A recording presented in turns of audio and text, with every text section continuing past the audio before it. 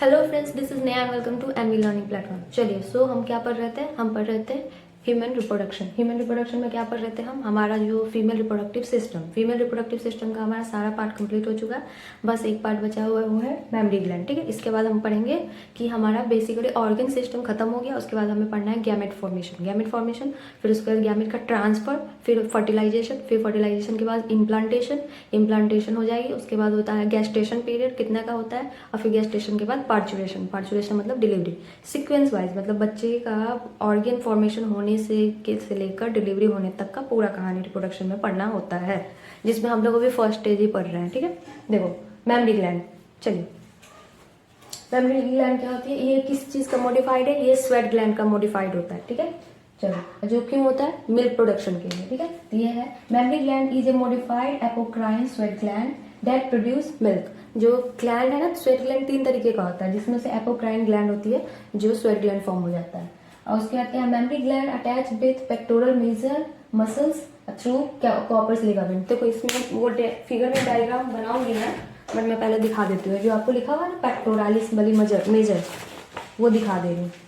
देखो ये वाली जो ये मसल्स दिख रही है आपको, ये वाली बीच में रॉड लाइक मसल्स है, उसी को हम बोलते हैं पेक्टोरालिस मेजर मसल्स। ठीक है, तो उसी मसल्स से अटैच होता है थ्रू कॉपर्स लिगामेंट। इस दोनों के बीच में कुछ लिगामेंट्स होती हैं, जो इसका नाम क्या है? Cooper's ligament. It's not coppers, it's Cooper's. ठीक है, चलो, कूपर्स लिगामेंट से अटैच होती है।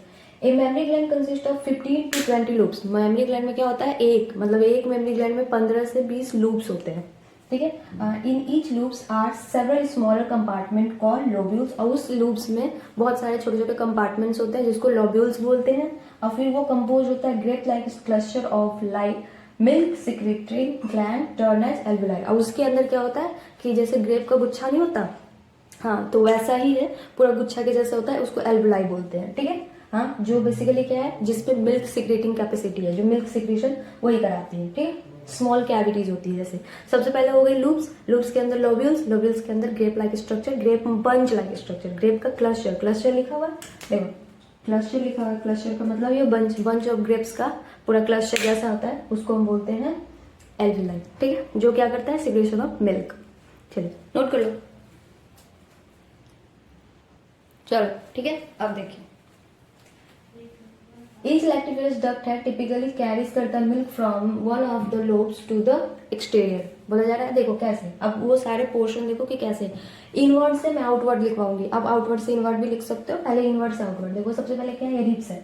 ये मैंने क्या मेमरी ग्लैंड का फिगर बनाया है। ये रिब्स है, दो रिब्स के बीच में एक मसल्स होती है, उसको बोलते हैं इंटरकोस्टल मसल। ठीक है, इंटरकोस्टल मसल। और ये जो रॉड लाइक स्ट्रक्चर देख रहे हैं, वो है पेक्टोरालिस मेजर मसल। समझ गए? अब उसके बाद क्या होता है? उसके बाद सबसे पहले हमारी पोर्शन आती है, जो ये दिख रहा है, वो फैट का डिपोजिशन होता है, क्योंकि वो बल्कीनेस होनी चाहिए ना, तो फैट का डिपोजिशन होता है। फैट डिपोजिट हो गई। उसके बाद आती है मेमरी लूप्स। सबसे पहले पढ़ा था हमने कितना कि होता है? 15 से 20 लूप्स होते हैं, तो ये मेमरी लूप्स के बाद आती है हमारी मेमरी एल्वेलस। मेमरी लूप्स हो गई। मेमरी लूप्स के बाद देखो यहाँ पे आ गई आपकी ये एल्वेलस हो गई। मैं इनवर्ट से बाहर की तरफ मतलब मिल्क का निकालना बोल रही हूँ। अगर आप एक्सटीरियर से देखोगे तो ये मिल्क बेसिकली क्या कहते हैं, मतलब मिल्क का आप एक्सटीरियर पोजीशन पे निकलने का बोल रही हूँ। तो मेमरी लूप्स के बाद मेमरी एल्वेलाई, ये वाली पोर्शन रेड वाली दिख रही है। मेमरी एल्वेलाई के बाद आती है आपकी ये एम्पुला के बाद आती है लैक्टिफेरस डक्ट, जो बाहर वाला सबसे बाहर वाला पोर्शन। लैक्टिफेरस डक्ट के बाद बेबी जब सक करेगी तो निपल के थ्रू आउटवर्ड। समझ गए? तो वही लिखा हुआ है कि each lactiferous duct typically carries milk from the one of the loops, एक पूरे लूप से to the exterior का मतलब क्या हुआ? बेबी के पेट में। समझ गए? चल, ये है बाहर वाला पोर्शन, जो हमारा क्या है? निपल। ठीक है, यही सेम आपको डायग्राम में भी दिया हुआ है एनसीईआरटी। देखो यही एनसीईआरटी दिया हुआ है, तो अब इसको 1 2 3 भी कर सकते हो। देखो ये फैट बॉडीज हो गई, मेमरी लूप्स, फिर एल्वेलस, फिर मेमरी डक्ट, फिर एम्पुला, और फिर उसके बाद लैक्टिफेरस डक्ट, और फिर उसके बाद ये है निपल के थ्रू एक्सक्रीट आउट। और उसके बाद क्या है? ये बाहर से डिपोजिशन होती है, जो क्या बोलते हैं? एरियोला। समझ गए? यहाँ पे पेक्टोरालिस वाली। समझ गए? चलो फिगर ड्रॉ कर लो, फिर हम लोग रीडिंग कर लेते हैं। मैं रीडिंग करा देती हूँ, फिर फिगर ड्रॉ कर लेंगे। ठीक है, चलो चलिए, पेज नंबर है 47। देखो क्या लिखा हुआ है। A functional mammary gland is characteristic of all female mammal. Female mammals का कैरेक्टरिस्टिक होता है। मेल में क्या होती है वो, ये वेस्टिजियल होता है, ठीक है। The mammary glands are paired structure, वो पेयर्ड होती हैं जिसको ब्रिस्ट बोलते हैं। That contain glandular tissue and variable amount of fat, बहुत सारे ग्लैंडुलर टिश्यूज होती है उसमें और बहुत सारे अमाउंट ऑफ फैट होते हैं।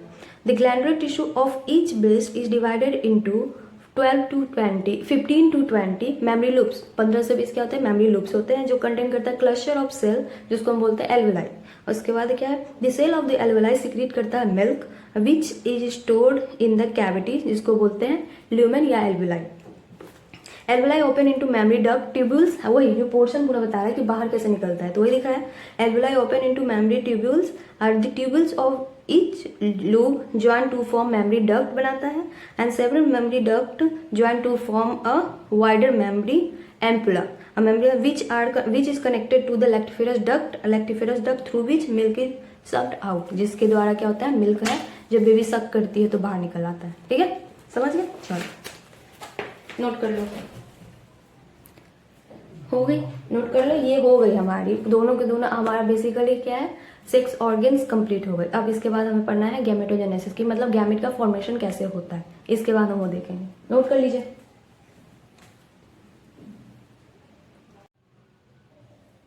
चलिए, सो अब हमें क्या देखना है, गैमेटोजेनेसिस।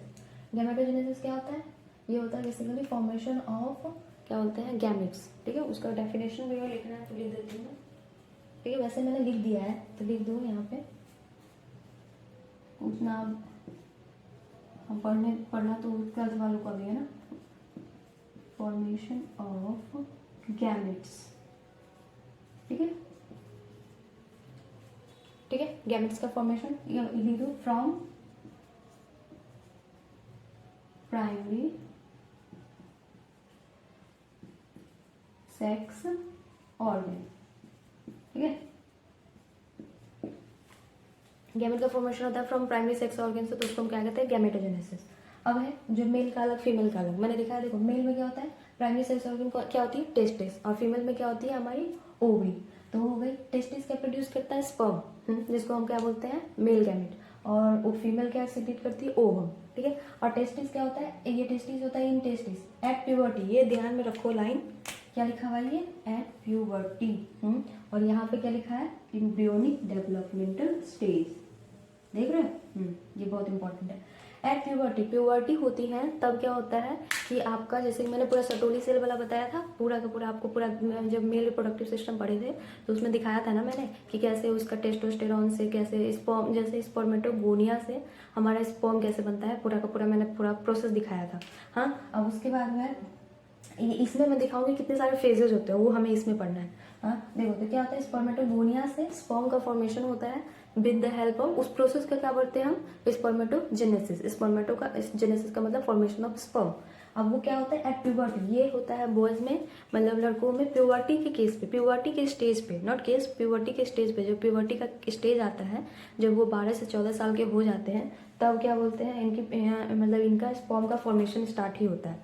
और हमारा क्या होता है, और ये इसके बाद फीमेल में क्या होता है कि oogenesis, फॉर्मेशन ऑफ ओवम को हम बोलते हैं oogenesis। oogenesis initiated during embryonic development stage, मतलब बच्चा जब एम्ब्रियोनी में ही रहता है, मतलब वो है, जब ले फीमेल मतलब से थी, पता चल जाएगा कि हाँ प्रेग्नेंट है लेडी, उसकी मम्मी प्रेग्नेंट है, तो वो बच्चा अभी एम्ब्रियो का फॉर्मेशन ही हो रहा है, और वो लेडी है, मतलब फीमेल है, एम्ब्रियो है वो, तो उसी में ही उसका पूरा का पूरा क्या होता है, उसका oogenesis फॉर्मेशन हो जाएगा। मतलब उस टाइम से ही वो अपना, मतलब खुद बेबी है लेकिन अपने बेबी के फॉर्मेशन के लिए वो स्टार्ट हो जाती है। देख रहे हो, मदर खुद, मतलब अपनी मदर के पेट में है, और वो अच्छे से डेवलप भी नहीं हुई, फिर भी वो अपने आप को मदर बनाने के लिए खुद प्रिपेयर होती रहती है।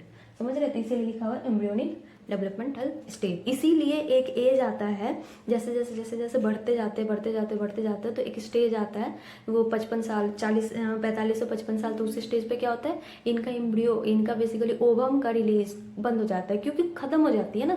कि सोचो अभी बच्चा है, वो तो मतलब पैदा भी नहीं हुई, और उस स्टेज में फॉर्मेशन होएगा, तो उसमें भी तो डिजनरेशन होएगा ना, तो फॉर्मेशन डिजनरेशन होता रहता है। अब ये सोचोगे, दिमाग में आएगा कि हाँ फॉर्मेशन हुआ तो डिजनरेशन होके होता क्या है, तो वो हमारे सेल्स में में फेगोसाइटिक सेल होते हैं। जैसे कि इससे पहले स्पर्म वाले में पढ़ा था ना कि बहुत सारे फेगोसाइटिक सेल होते हैं, जो सटोली सेल के अंदर ही फेगोसाइटिक सेल होते हैं, इंटरस्टिशियल सेल के अंदर ही फेगोसाइटिक सेल होते हैं। जो अच्छे से डेवलप नहीं होता है स्पर्म उसको खा जाते हैं। वैसे ही फीमेल वाले में भी है कि ऐसा नहीं है कि उसी स्टेज से वो मेंस्ट्रुएशन स्टार्ट हो जाते हैं। मेंस्ट्रुएशन स्टार्ट होने का मतलब वो अब रेडी है माँ बनने के लिए, वो कहानी हुई, लेकिन उसका ओवम फॉर्मेशन होना पहले से स्टार्ट हो जाता है, समझ रहे हो। तो उनका क्या होगा, एक स्टेज आएगा, उतना के बाद उसको खुद ब खुद उसके अंदर की जो सेल है फेगोसाइटिक सेल, वो उसको डिजेनरेट करके मतलब खा जाती है, समझ रहे हो। तो इसीलिए उसका नॉर्मल साइकिल चलता रहता है, समझ गए। चलिए नोट कर लो,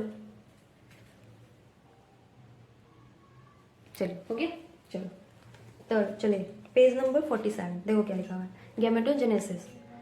The primary sex organ, the testis in males and the ovaries in the female, produce gametes, i.e. जैसे कि टेस्टिस क्या प्रोड्यूस करती है, मेल गैमेट स्पर्म, और ओवरीज क्या प्रोड्यूस करती है, फीमेल गैमेट ओवम रिस्पेक्टिवली।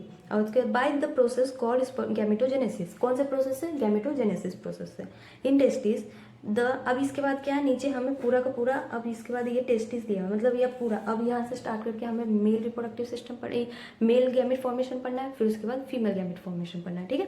तो इतना नोट कर लीजिए। आइए एक लाइन जो एनसीईआरटी की थी मैंने साथ में पढ़ा दी।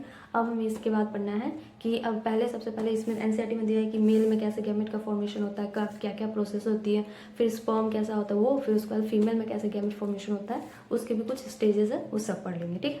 चलिए नोट कर लो, चलिए नोट कर लो, चलो ठीक है। सो अब क्या पढ़ना है हमें, स्पर्मेटोजेनेसिस। स्पर्मेटोजेनेसिस का मतलब हुआ फॉर्मेशन ऑफ स्पर्म, स्पर्म का फॉर्मेशन मतलब मेल गैमेट का फॉर्मेशन फ्रॉम स्पर्मेटोगोनिया, ठीक है। चलिए सो अब देखो इसमें क्या है, प्राइमरी गैमेटोसाइट, प्राइमरी गैमेटोसाइट है, उससे क्या बनेगी, ये होता है स्पर्मेटोगोनिया बनती है, ये है एंटर गोनैड्स, मतलब गोनैड्स का बेसिकली ये सब दोनों, ये पूरा का पूरा ये वाली जो फेज है ये एम्ब्रियोनिक फेज में बनती है, जब एम्ब्रियो रहता है उस टाइम में। तो आप इसको लिख सकते हो कि ये वाली जो फेज है बेसिकली जो एम्ब्रियो, लिख दो ऊपर अगर लिखना है तो, ऑरिजिन, यहाँ पे लिख दो, यहाँ पे लिख दो ऑरिजिन ड्यूरिंग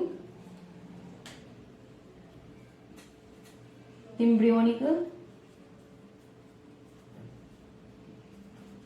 स्टेज, ठीक है। देखो यहाँ पे ये एम्ब्रियोनी में कोई और चीज बन रहा है, ये मत कंफ्यूज कर देना कि जैसे फीमेल वाला में मैंने बताया था कि फीमेल का एम्ब्रियो स्टेज में बनता है, एम्ब्रियोनिकल स्टेज में ये कुछ और है।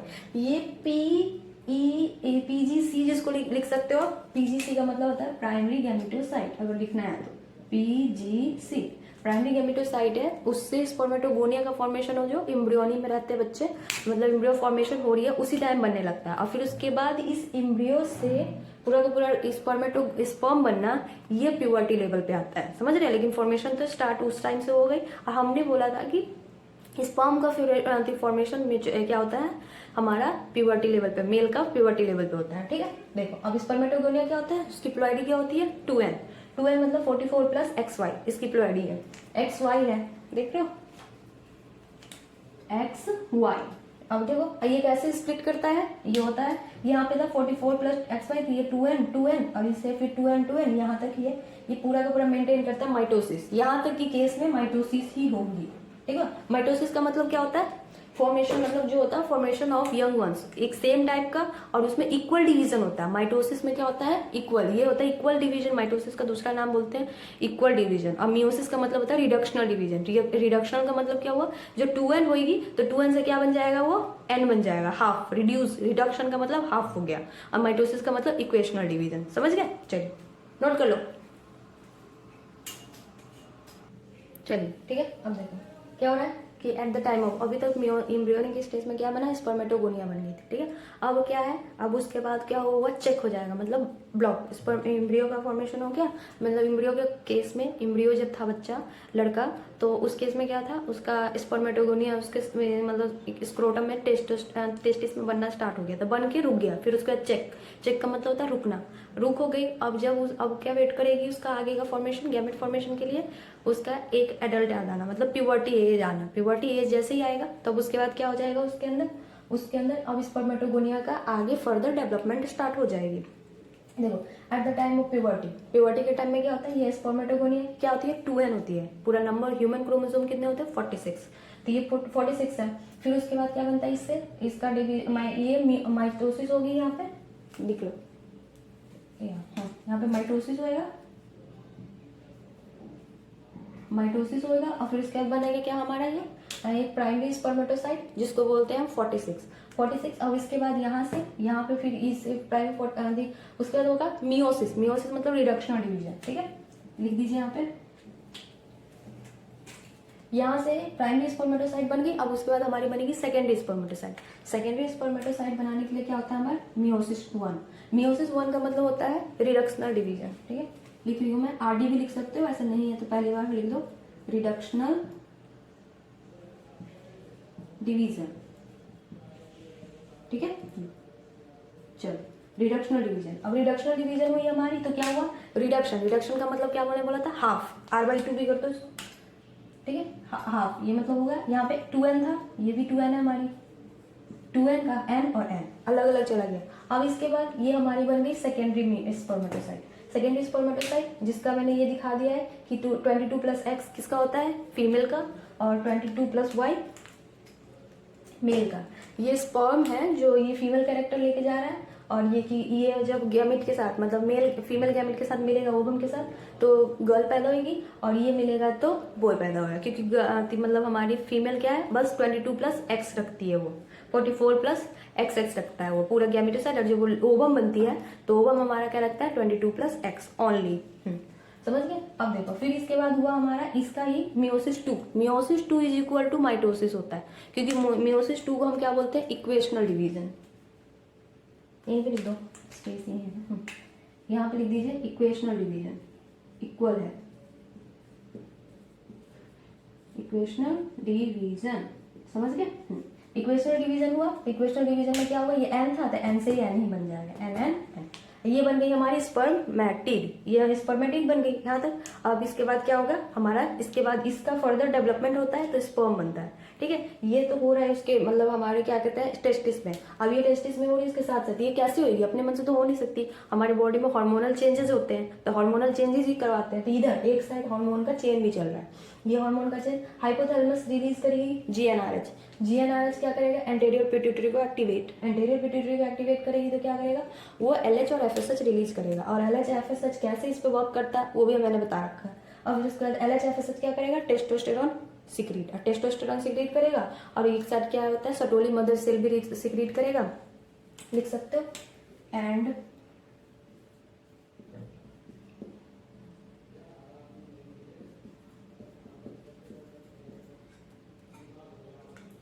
सटोली इस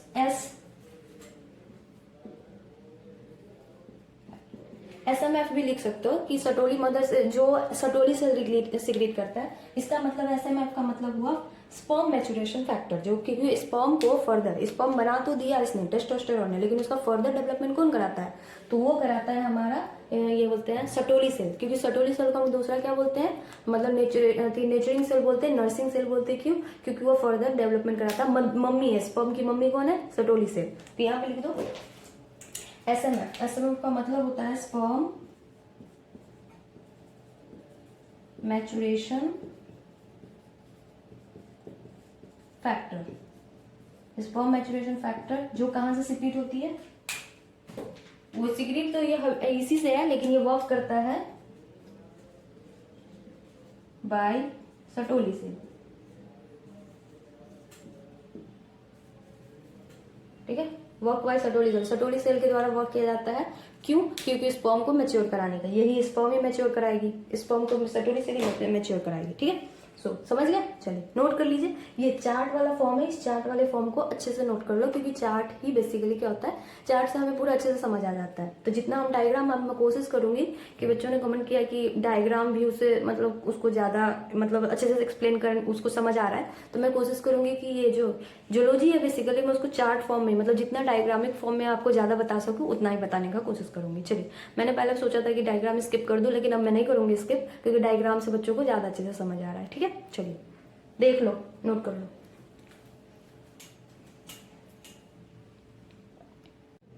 चलिए देखो अब क्या है, अभी हम क्या बना चुके हैं, हमने स्पर्मेटिड तक बना लिया। अब वो स्पर्मेटिड क्या करेगी, वो ट्रांसफॉर्म होती है स्पर्मेटोजुआ। स्पर्मेटोजुआ को हम क्या बोलते हैं, स्पर्म।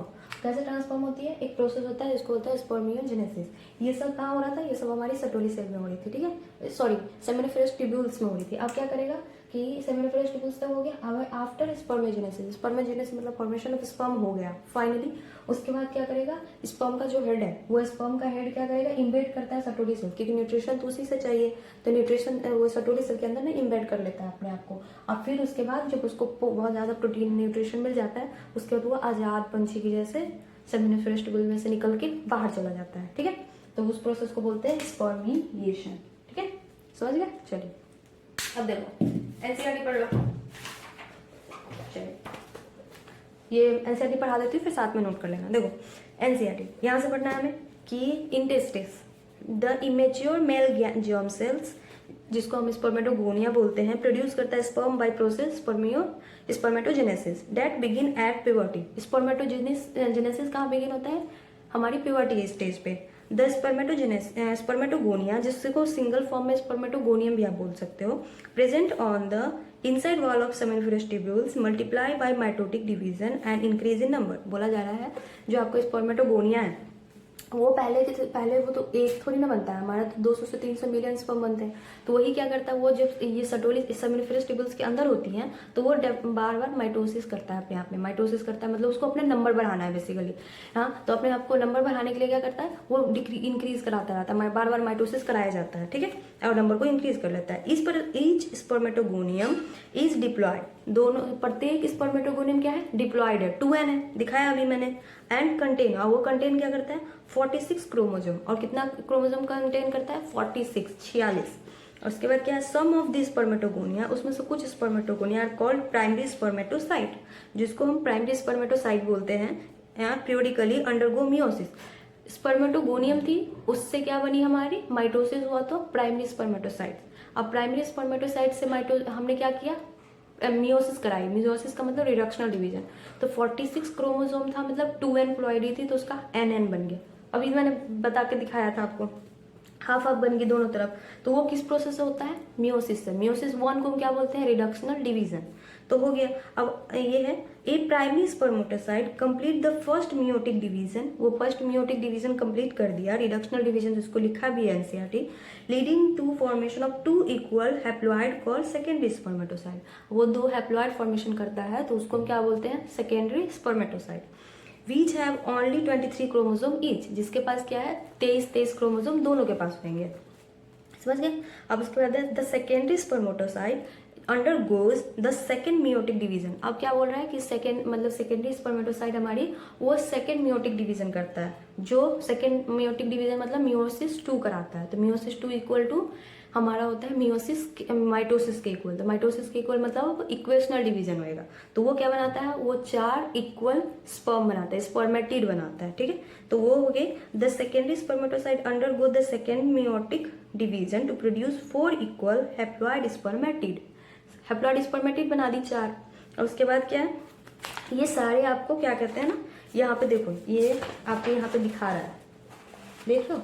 हाँ एक मिनट जो यहाँ पे देखिए, ये एट प्यूबर्टी पे था, यहाँ पे माइटोसिस डिवीजन हुई तो ब्रेक हुआ, प्राइमरी स्पर्मेटोसाइट 2n, इसमें नहीं दिख रहा होगा बट मैंने पूरा करवा दिया है आपको, तो इसमें नहीं भी दिख रहा है। आप एनसीईआरटी खोल के बैठे हो तो आपको बहुत अच्छी बात है, आपको पूरा दिख रहा होगा, आपको मतलब सामने से ज्यादा, जब फोन वगैरह में कैमरा वगैरह में नहीं दिखता है।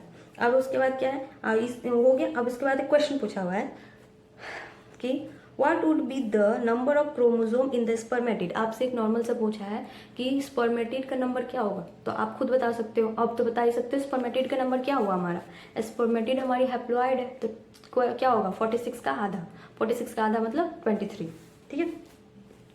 The spermatid are transform into spermatozoa. अब स्पर्मेटिड है जो ट्रांसफॉर्म होती है क्या, स्पर्मेटोजुआ, जिसको हम क्या बोलते हैं स्पर्म, वो by the process called spermiogenesis, जिसको हम बोलते हैं स्पर्मियोजेनेसिस।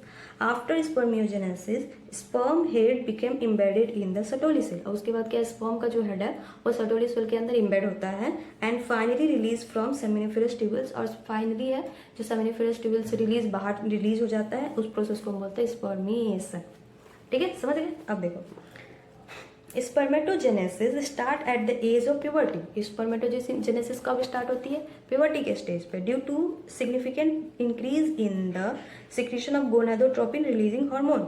कैसे स्टार्ट होती है, इस कब स्टार्ट होती है ये याद रखना है, और किसके वजह से स्टार्ट होती है ये याद रखना है। स्टार्ट होती है हमारे प्यूबर्टी में, और उसके बाद क्यों स्टार्ट होती है, कैसे स्टार्ट होती है, तो होती है गोनाडोट्रोपिन रिलीजिंग हार्मोन जो आपका हाइपोथैलेमस रिलीज करता है। और उसके बाद है that this if you call this hypothalamic hormone, मतलब बोला जा रहा है जीएनआरएच को आप हाइपोथैलेमिक हार्मोन भी बोल सकते हो, क्योंकि मैंने पीछे वाले लेक्चर में आपको जो चैप्टर पढ़ाया है कि हाँ, उसमें आपको पूरा केमिकल कंट्रोल एंड इंटीग्रेशन, उसमें हाइपोथैलेमस का हार्मोन है जीएनआरएच, वो मैंने बताया। अगर आपको नहीं पता है कि हार्मोन्स में कंफ्यूजन होती है तो आप बैक वाला लेक्चर जाके देखिए, मतलब चैप्टर पूरा का पूरा एक चैप्टर है, जो चैप्टर को आप देखिएगा तो उसमें आपको सब पता चल जाएगा। उसमें हाइपोथैलेमिक हार्मोन वाला देखिएगा तो आपको पता चल जाएगा जीएनआरएच कैसे रिलीज होता है, क्यों रिलीज होता है, उसका सारा फंक्शन सब कुछ बंद करवा रखा है, ठीक है। और उसके बाद the increase level of GnRH then act at the anterior pituitary gland. अब उसके बाद जीएनआरएच इंक्रीज हो जाता है तो उसके बाद क्या है, ये हमारा पिट्यूटरी ग्लैंड के एंटीरियर पार्ट पे एक्ट करता है and stimulate secretion of 2 gonadotropin. अब उसके बाद ये 2 गोनाडोट्रोपिन को सिक्रीट करने के लिए स्टिमुलेट करता है, किसको, एंटीरियर पिट्यूटरी को। समझ गए। एक तो पहला है एलएच जिसको ल्यूटिनाइजिंग हार्मोन बोलते हैं, दूसरा है एफएसएच फॉलिकल स्टिमुलेटिंग हार्मोन, ठीक है।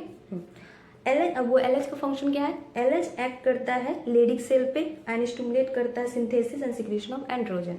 अब वो सिंथेसिस, फॉर्मेशन और सिक्रीशन दोनों करता है एंड्रोजन का, एंड्रोजन मतलब टेस्टोस्टेरोन का। Androgen in turn stimulate the process of spermatogenesis. अब वो टेस्टोस्टेरोन क्या करता है, बेसिकली हमारा स्पर्मेटोजेनेसिस, स्पर्म के फॉर्मेशन का, समझ गए। अब एफएसएच क्या करता है, एफएसएच एक्ट करता है सटोली सेल पे एंड स्टिमुलेट करता है, पूरा एनसीईआरटी क्लियर करके दिया। और ये एलएच का फंक्शन, एफएसएच का फंक्शन मैंने पहले भी लिखवा रखा है। Secretion of some factor which help in the process of spermiogenesis. अब क्या करता है एलएच, तो बेसिकली क्या हो गई, उसने एंड्रोजन रिलीज कराई, जो लेडिक सेल पे अटैक करके एंड्रोजन रिलीज कराई। एंड्रोजन क्या करेगा, स्पर्मेटोजेनेसिस मतलब फॉर्मेशन ऑफ स्पर्म। अब उसके बाद एफएसएच सटोली सेल पे एक्ट करेगी और बेसिकली जो मेचुरेशन ऑफ द स्पर्म, मतलब स्पर्म को, स्पर्मेटिड को मतलब स्पर्म बनाने के लिए पूरा का पूरा आपका स्पर्मेटोजोआ फॉर्मेशन कराने में हेल्प कराती है, सटोली सेल पे हेल्प करेगी, समझ गए। चलिए अब उसके बाद हमारा क्या है, स्पर्म का स्ट्रक्चर पढ़ना है। यहाँ तक आई होप आपको जो समझ आ गई होगी। चलिए समझ गए, चलो नोट कर लो, चलो ठीक है। अब हमें क्या देखना है, अब हमें देखना है स्पर्मियोजेनेसिस। स्पर्मियोजेनेसिस का मतलब होता है मैचुरेशन ऑफ स्पर्म। स्पर्म का मैचुरेशन मतलब हुआ आपका बेसिकली स्पर्मेटिड से आप उसको स्पर्मेटोजोआ बनाना है, ठीक है। स्पर्मेटिड से स्पर्मेटोजोआ मतलब स्पर्मेटिड होता है जो नॉन मोटाइल होता है, जो क्योंकि स्पर्म को तो हमें मोटाइल बनाना है ना, क्योंकि ओवम तो हमारी नॉन मोटाइल होती है और स्पर्म भी नॉन मोटाइल हो जाएगी तो दोनों में तो प्रॉब्लम हो जाएगा। तो स्पर्मेटिड को हमें स्पर्म मतलब मोटाइल बनाना है। तो क्या क्या कैसे फेजेस होते हैं, ये हमारी पूरा स्पर्म का फीचर है। इसमें क्या होता है, जैसे मैंने पहले बता दिया था कि सटोली सेल एसएमएफ सिक्रीट करती है और वो एसएमएफ मतलब स्पर्म मैच्योरेशन फैक्टर, और वो इसको पूरा का पूरा मोटाइल स्पर्म बनाता है। अब पूरा स्पर्म का स्ट्रक्चर देखो, सबसे पहले है ये पार्ट ऑफ स्पर्म। स्पर्म का कौन कौन सा पार्ट होता है, पहला हेड, दूसरा आपका यहाँ पर नेक, तीसरा middle piece and fourth number is tail. देख लिया, चल ये 4 है जो इसको बांटा गया है। अब देखो हेड में क्या होता है, सबसे ऊपर वाला पोर्शन है हमारा, सबसे ऊपर वाले में क्या बोलते हैं, प्लाज्मा मेम्ब्रेन। उसके अंदर होता है एक्रोजोम। उसके बाद ये बीच में, इस बीच में होती है न्यूक्लियस जो कंटेन करती है हमारी क्रोमोजोमल मटेरियल, जो इसका जितना भी क्रोमोजोम है सबको कंटेन करके रखती है। फिर उसके बाद आता है नेक पोर्शन में 2 सेंट्रोइल्स होते हैं, मतलब बेसिकली होता है प्रो सेंट्रोइल होती है और प्री सेंट्रोइल होती है। प्री सेंट्रोइल और प्रो सेंट्रोइल, मतलब सेंट्रोइल के ऊपर और सेंट्रोइल के नीचे। और उसके बाद आती है हमारी मिडिल पीस में हमारा क्या होता है, बेसिकली माइटोकॉन्ड्रिया। मिडिल पीस में हमारी होती है माइटोकॉन्ड्रिया और उसके बाद होता है टेल पोर्शन। समझ आ गया। अब देखो यहाँ पे एक्रोजोम और न्यूक्लियस है जो आपका, वो दोनों क्या करता है, ये स्पर्म लाइसिन और क्या होता है लाइटिक एंजाइम सिक्रेट करता है। क्यों सिक्रेट करता है कि ये आगे जाके क्या होता है ना, जब स्पर्म ओवम तक पहुंच जाएगा, फिर वहाँ पे ये पूरा स्पर्म हमारा अंदर फर्टिलाइजेशन के लिए ओवम में नहीं पेनिट्रेट करता है उसको। जब ये मान लो ये स्पर्म आ गई, ये ओवम थी, स्पर्माइट, ये पूरा स्पर्म अंदर नहीं जाता है, बस उसके ऊपर से उसको पेनिट्रेट करने के लिए एंजाइम सिक्रीट करनी, तो वो एंजाइम होता है जो स्पर्म लाइटिंग, स्पर्म को तोड़ के अंदर जाने के लिए उसको जाने देगा, तो वो एक्रोजोम ही कंटेन करके रखता है। और उसका क्या होता है, जब अंदर जाता है तो उसका टेल पार्सन बाहर ही रह जाता है, बस और बस अंदर न्यूक्लियस जाता है।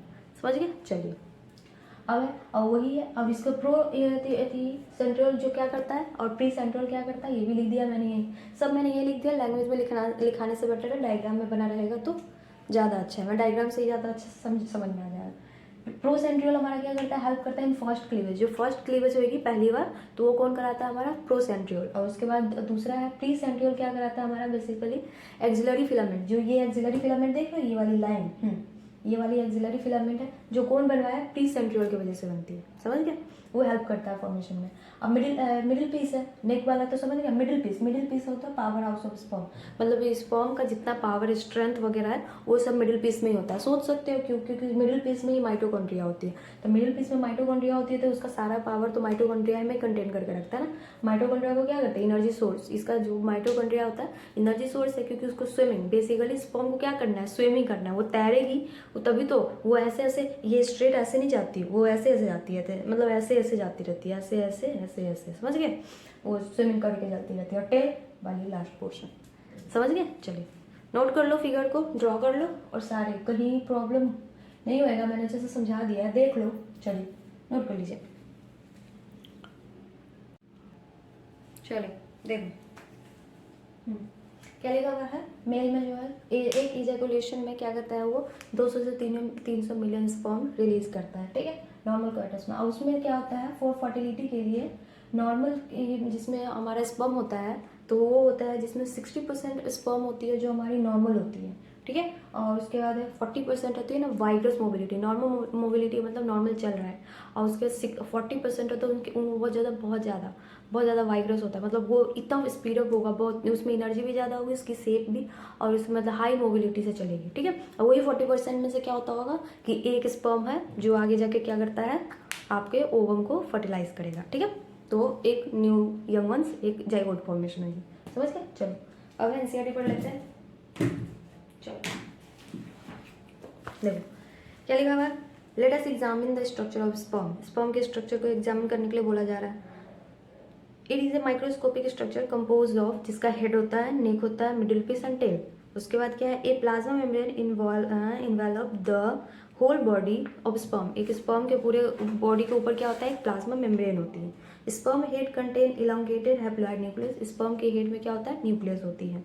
उसके बाद anterior portion of which covered A cap like structure, और उसका ऊपर का स्ट्रक्चर होता है वो कैप लाइक स्ट्रक्चर होता है, उसको हम एक्रोजोम बोलते हैं, टोपी भी बोल सकते हो आप, ठीक है, जैसे स्पर्म की टोपी जो मैंने दिखाई थी। हाँ, उसके बाद क्या है, acrosome is filled with enzyme that help in fertilisation of ovum. अभी मैंने बताया कि एक्रोजोम में क्या होता है, कुछ स्पर्म लाइटिक एंजाइम होते हैं जो बेसिकली क्या बोल फर्टिलाइजेशन, मतलब अपने आप को ब्रेक करके इसका न्यूक्लियस ओवम तक पहुंचाने का काम करता है। उसके अंदर middle piece possess numerous mitochondria which produce energy for the movement of tail that facilitate sperm motility and essential for fertilization। बोला जा रहा है कि मिडिल पीस है जो माइटोकॉन्ड्रिया कंटेन करता है, वो बेसिकली क्या करता है, माइटोकॉन्ड्रिया है जो उसको हेल्प करता है मोबिलिटी के, मतलब जितना ज़्यादा उसके पास माइटोकॉन्ड्रिया का स्ट्रेंथ है उतना स्पीड अप फाइट करेगा। जैसे कि इसमें देखो कि 40% मैंने बोला है कि उसकी विग्रस मोबिलिटी होती है, तो इसमें माइटोकॉन्ड्रिया का पावर मतलब बहुत हाई माइटोकॉन्ड्रिया रेट से चलेगा वो, और नॉर्मल वाले का तो नॉर्मल, उसका शेप साइज नॉर्मल होता है। उसके बाद क्या लिखा हुआ है, in the human male ejaculate about 200 to 300 million sperm during a coitus for normal fertility. एक नॉर्मल फर्टिलिटी के लिए यहाँ पे है नॉर्मल फर्टिलिटी, नॉर्मल छूट के आप लिख सकते हो फॉर फर्टिलिटी। अगर कोई चीज़ प्रॉब्लम होती है तो उसको प्रॉब्लम मेंशन किया जाता है, अगर डायरेक्ट फर्टिलिटी इसका मतलब नॉर्मल फर्टिलिटी का ही बता रहा है, बट मैं आप लोग बच्चे हो तो मैं लिख देती हूँ, आपको कंफ्यूजन ना हो, फॉर नॉर्मल, ठीक है। चलिए नॉर्मल फर्टिलिटी के केस में क्या होता है, नॉर्मल फर्टिलिटी के केस में क्या होता है, 60% sperm must have normal shape and size and at least 40% of sperm must have vigorous mobility. और 60% स्पर्म होता है जो नॉर्मल शेप एंड साइज का होता है, और वो उसमें से 40% जो स्पर्म होंगे वो बहुत ज़्यादा हाई पावर्स वाले होंगे, ठीक है। Sperm release from the seminiferous tubules is transported to by the accessory duct। वो पूरा पाथ दिखा रहा है कि देखो कैसे लिखा है, स्पर्म है जो रिलीज होता है फ्रॉम द सेमिनिफेरस ट्यूब्यूल्स से, और उसके बाद है उसका ट्रांसपोर्ट होता है बाय एसेसरी डक्ट से। सिक्रीशन ऑफ एपिडिडाइमिस जिसमें पोर्शन दिया है, वास्ट डिफरेंस सेमाइनल वेसाइकल पोस्ट्रेट are essential for maturation and mobility के लिए। स्पर्म के लिए seminal plasma along with sperm constitute semen, ये सब मैंने बता दिया है। Function of the male sex accessory duct and gland are maintain by the testicular hormone androgen, ये सारे मैंने लिखवा रखे हैं, ठीक है। इसीलिए मैंने वापस से ये कुछ लिखवाया नहीं, क्योंकि एनसीईआरटी का लाइन लिखवा दूँ तो हर जगह ठीक नहीं होता, ठीक है। सो अब यहीं तक रहने देते हैं। हमारा एक मतलब गेमेटोजेनेसिस में मेल स्पर्मेटोजेनेसिस हो गई, अब हमें पढ़ना है oogenesis, ठीक है। चलिए, तो मैं डिस्क्राइब करके पढ़ रहे हैं, इमेज वगैरह देख के पढ़ रहे हैं तो टाइम लग रहा है, लेकिन पढ़ेंगे तो अच्छे से, ठीक है।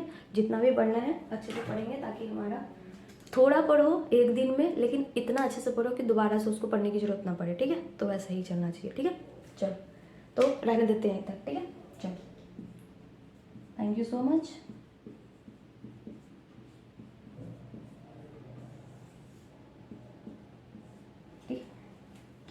चलिए, अच्छे से पूरा एनसीईआरटी को एक एक वर्ड आप भी, जैसे मैं अभी पढ़ाती हूँ यहाँ पे एनसीईआरटी, फिर आप भी क्या करो, एक एक वर्ड एनसीईआरटी का लेके पढ़ो।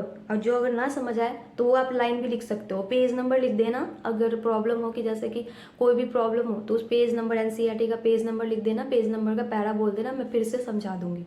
उसमें कोई प्रॉब्लम नहीं कि मैं आगे वाला लेक्चर लिख रही हूँ तो अब अगर आप पीछे का बोलोगे समझाने तो मैं नहीं समझाऊंगी, मैं समझा दूंगी। आपको बस प्रॉब्लम नहीं होनी चाहिए, मुझे बस पढ़ाने से मतलब नहीं है, समझाना भी बहुत, क्योंकि पढ़ा तो दूंगी मैं, बट आपको समझ आनी चाहिए, ठीक है। जैसे एक बच्चे ने बोला था कि क्या बोलते हैं, उनको प्रॉब्लम हो रही थी तो उन्होंने बोला कि मैं बहुत फास्ट बोलती हूँ, तो मैं कोशिश करूँगी थोड़ा स्पीड कम करने का अपने आप बोलने का, ताकि सबको अच्छे से समझ आ जाए, ठीक है। चलो, लाइक शेयर सब्सक्राइब कर दोगे चैनल को, ठीक है। चलिए, ओके, बाय।